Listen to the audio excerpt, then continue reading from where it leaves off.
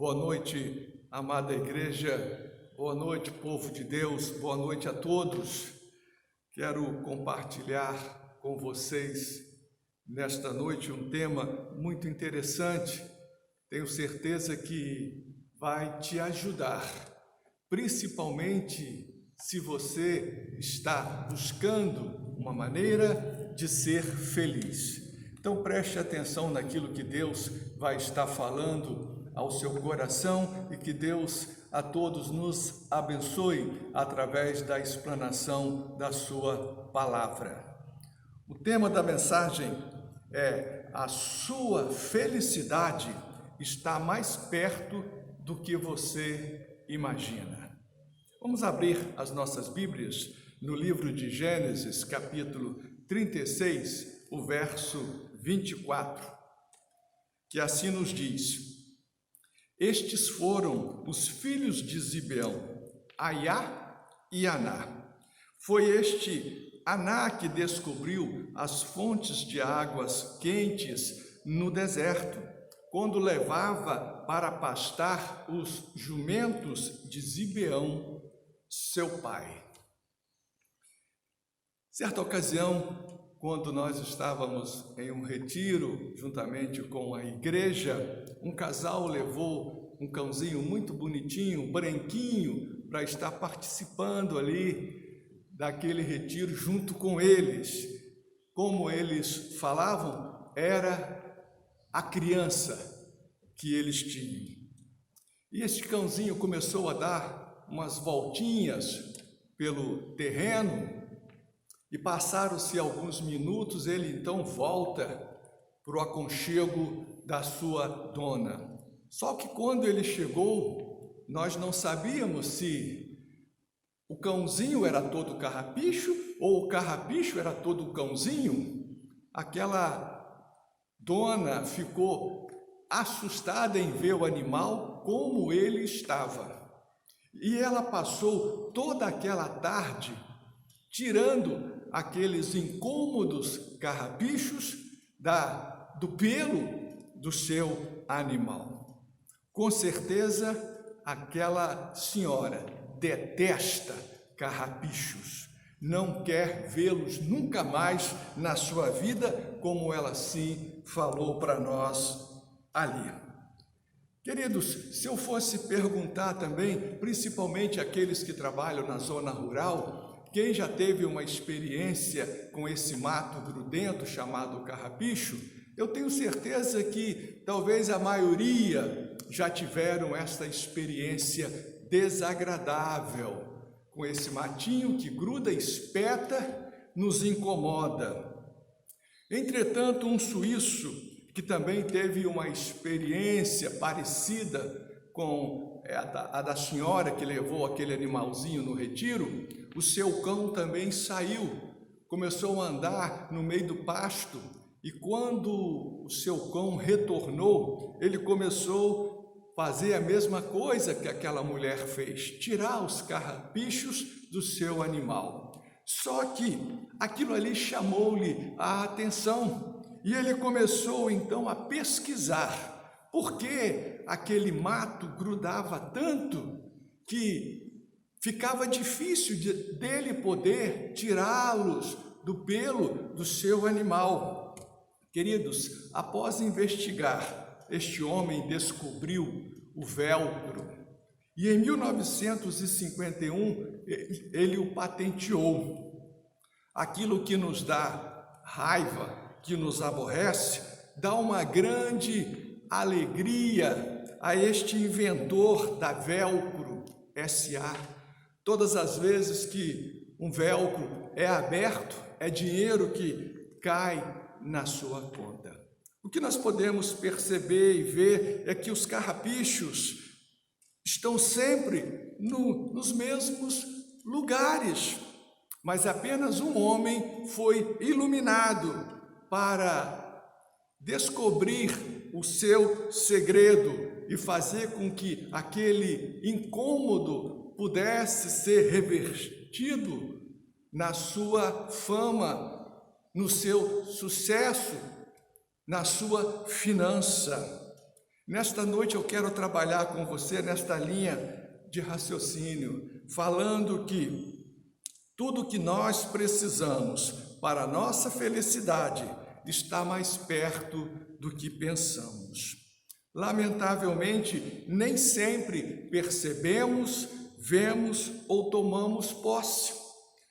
Devido a este nosso descaso, continuamos desiludidos, frustrados e até mesmo revoltados com aquilo que a princípio parece ser para nós um incômodo carrapicho na nossa vida. Infelizmente, muitas vezes, como fazemos com os carrapichos, também desprezamos as bênçãos de Deus por não vermos nelas sentido imediato para as nossas vidas. E com isso, amargamos as consequências de ficarmos sem a resposta de Deus para o nosso sucesso, para a nossa felicidade, para a nossa realização. E aqui cabe uma pergunta: se é resposta de Deus, por que não vemos de imediato, uma vez que Deus tem pressa para nos dar o melhor? Esta pergunta tem pelo menos duas respostas. A primeira é que às vezes desenhamos na nossa mente um modelo da bênção que queremos e como queremos receber. Tudo aquilo que for diferente da nossa expectativa será descartado. Foi por isso que os judeus não reconheceram Jesus como o Filho de Deus, o Salvador do mundo, o nosso Salvador. João capítulo 1, verso 11 nos diz o seguinte: veio para o que era seu, mas os seus não o receberam. A segunda resposta é que, ao mesmo tempo que Deus quer nos dar o melhor, tem um inimigo que quer nos desviar do melhor de Deus para a nossa vida. Mas por que esse inimigo não quer a nossa felicidade, nem a nossa realização? Alguém poderia perguntar, e a resposta é óbvia: para nos fazer ser alguém como ele, frustrado, fracassado, arrasado, alguém infeliz. A palavra de Deus nos diz em 2 Coríntios 4:4: o Deus desta era cegou o entendimento dos descrentes, preste atenção, para que não vejam a luz do Evangelho da glória de Cristo, que é a imagem de Deus. Com certeza, ele tem impedido muitas pessoas com suas artimanhas, cegando-as, impedindo-as de serem felizes. Você que me ouve, não permita que ele venha cegar você, não permita que ele venha impedir você de ser feliz, não permita que ele venha impedir você de ver as bênçãos de Deus que estão ao seu redor, não permita que ele venha impedir você de tomar posse da bênção de Deus, da solução de Deus, da resposta de Deus, do melhor de Deus para a sua vida. O texto lido para a nossa reflexão no início nos fala sobre um personagem chamado Aná, um personagem desconhecido para muitos, mas que tem grande lição de vida para compartilhar com todos nós que almejamos algo melhor na vida. Por isso, volto a afirmar: a felicidade de Deus para nossas vidas nem sempre estão aonde muitos buscam encontrá-la. Ter um emprego numa multinacional é o sonho de muitos. Ser um administrador em uma grande empresa é um grande privilégio. Ser gerente de uma próspera fazenda é algo prazeroso. Trabalhar numa firma com ar-condicionado é algo agradável. Ser independente, trabalhando na hora que a gente quer, quando a gente precisa, é algo maravilhoso. Agora, vejamos a realidade de Aná, do qual nos fala o texto. O texto nos diz que Aná era pastor de jumentos. Ser pastor de jumento não deve ser nada agradável. O jumento, às vezes, se torna um animal difícil de se lidar. Ele dá coice, ele morde, ele empaca. E para piorar um pouco mais a situação de Aná, olha o que nos diz o texto. Aná era pastor de jumentos no deserto. Deserto não tem conforto. Você sofre com o calor de dia e com o frio à noite. Você sofre com a tempestade de areia. Você passa por fadiga. Você tem sede e muitas vezes pessoas são levadas a ter alucinações. Podemos até imaginar um pouquinho do desconforto de Aná vivendo no deserto, um lugar inóspito de desconforto e morte. Resumindo essa parte, deserto não é lugar para ninguém viver, muito menos para se pastorear jumentos. E piorando ainda mais o que já era ruim, o texto também nos diz que Aná pastoreava jumentos que não lhe pertenciam. Perceberam o que o texto está nos falando? Que ele era pastor de jumentos, que ele pastoreava estes jumentos no deserto, e agora o texto está falando que estes jumentos nem lhe pertenciam. Os jumentos eram de seu pai.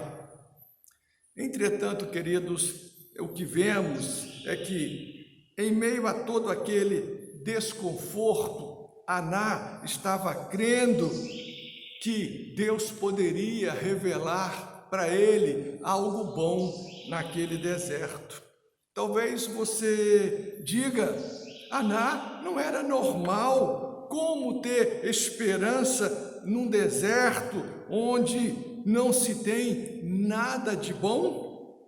Você não está errado em pensar assim, mas não vamos ser pessimistas. Lembrem-se daquilo que eu lhes falei. A felicidade de Deus para a nossa vida nem sempre está aonde pensamos encontrá-la. Não vamos nos deixar levar pelo pessimismo, como muitos fizeram e muitos estão fazendo.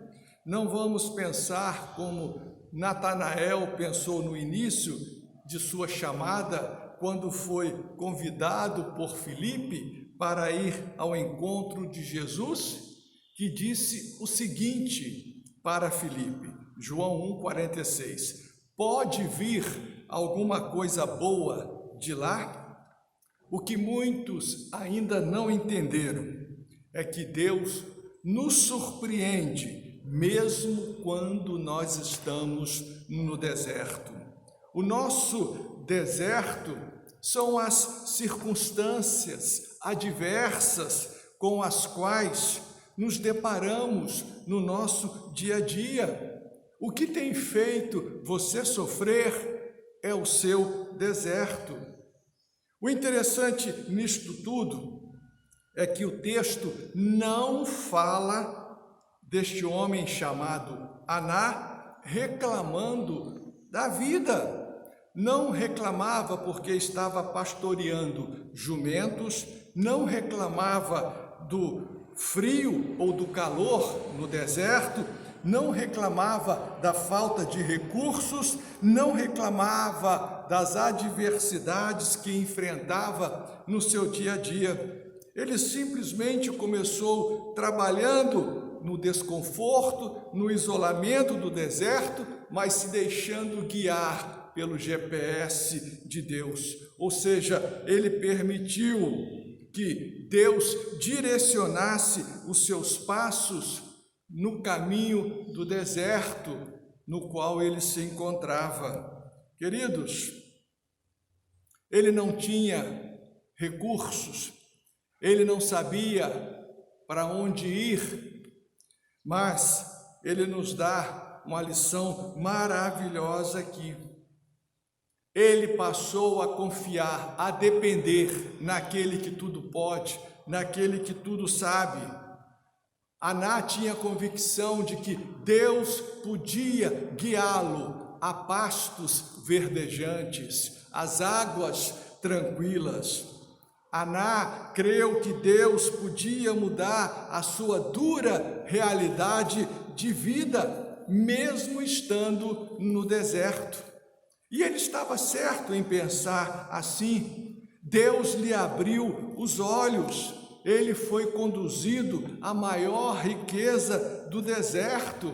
Vejam o que o texto nos diz em Gênesis 36, 24. Foi este Aná que descobriu as fontes de águas quentes no deserto. Em se tratando de deserto, podemos dizer que muitos passaram por ele, muitos fugiram dele, muitos morreram nele, muitos o odeiam, mas somente Aná encontrou as fontes de águas. O interessante é que ele não achou a fonte. O texto nos diz que ele achou as fontes. O que nós vemos é que ele não se contentou com o seu primeiro achado, com a primeira fonte que ele achou. Ele creu que Deus tinha algo a mais ainda para proporcionar a ele, e ele então continuou procurando até achá-las. Efésios 3:20 nos diz algo muito profundo e às vezes muitos não percebem esta mensagem grandiosa que o texto está nos passando.